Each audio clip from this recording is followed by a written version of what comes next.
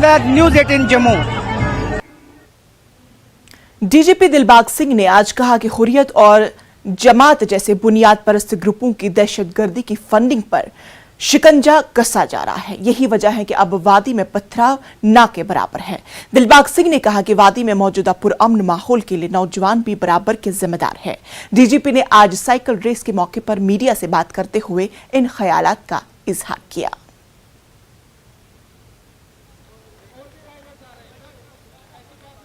मैं इसका भी श्रेय जो है अवाम को देना चाहता हूं, लोगों को देना चाहता हूं। कोई भी मिशन कामयाब नहीं होता जब तक लोग आपके साथ ना हो। मैं कल शोपियां गया था, मुझे बेहद खुशी हुई। हमारा थाना दिवस था, वहां पर सैकड़ों की तादाद में नौजवान, बच्चे, बच्चियां, सब लोग वहां पर आए।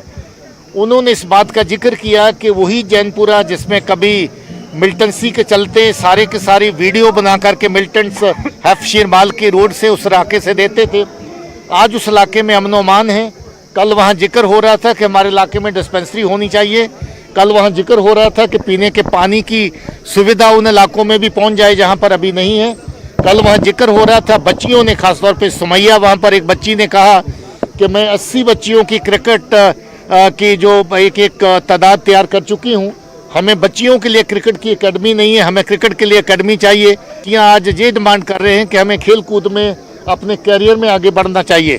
मैं ये समझता हूं कि इस अमन अमान के माहौल को पैदा करने में पुलिस के साथ, सिक्योरिटी फोर्सेस के साथ, जो लोगों के साथ है, वो बस सबसे बड़ी चीज़ है।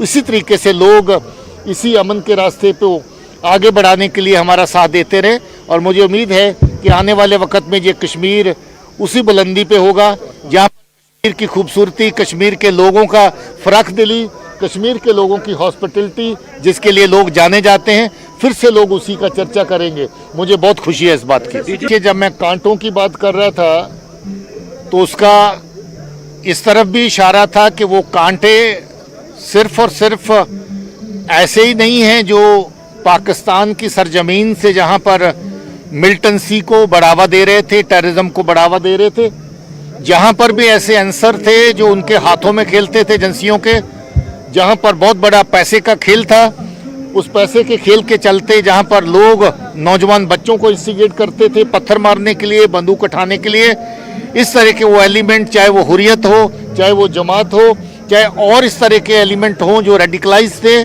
जो पाकिस्तान की एजेंसियों के इशारे पर जहां पर मिलिटेंसी और खून का खेल खेल रहे थे, जिसमें हमारे नौजवान बच्चों ने अपनी जानें गंवाई।